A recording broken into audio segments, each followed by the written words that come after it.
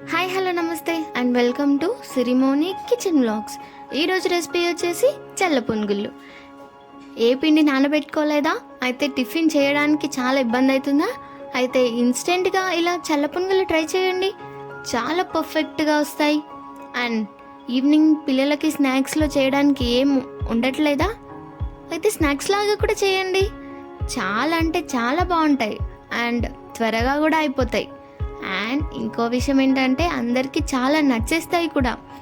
So please do like, share and subscribe to my channel Sirimoni kitchen vlogs.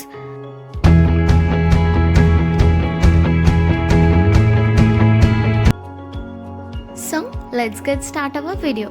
First ఒక bowl తీసి అందులోనే 3 cups మైదా పిండి వేయండి.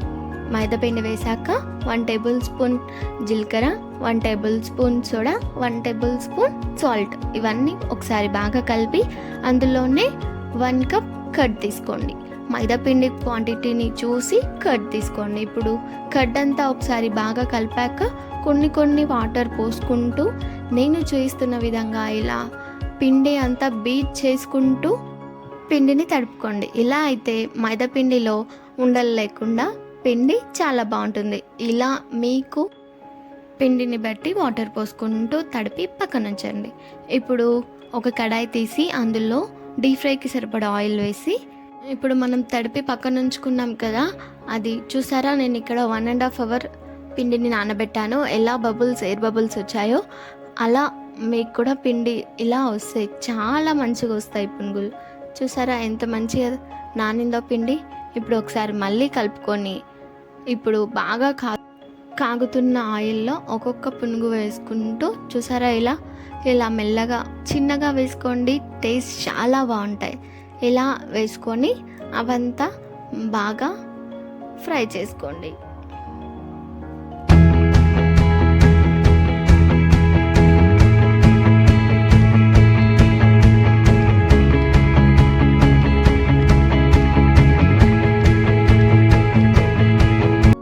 చూసారా, నేను వీడియోలో చూపిస్తున్నట్టు ఈ మాత్రం కలర్ వస్తే పునుగులు పర్ఫెక్ట్గా లోపలి వరకు బాగా ఉడికినట్టే.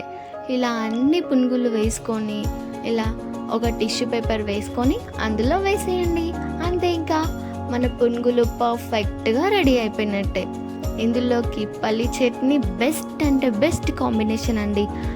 నచ్చిన వీడియో లేట్ ఎందుకు మరి, వెంటనే ట్రై చేయండి. అలాగే ఎలా వచ్చిందో నా కామెంట్ సెక్షన్లో కామెంట్ చేసి చెప్పేయండి. Thank you for watching my video. Please do like, share and subscribe to my channel Sirimoni kitchen vlogs. Thank you, bye.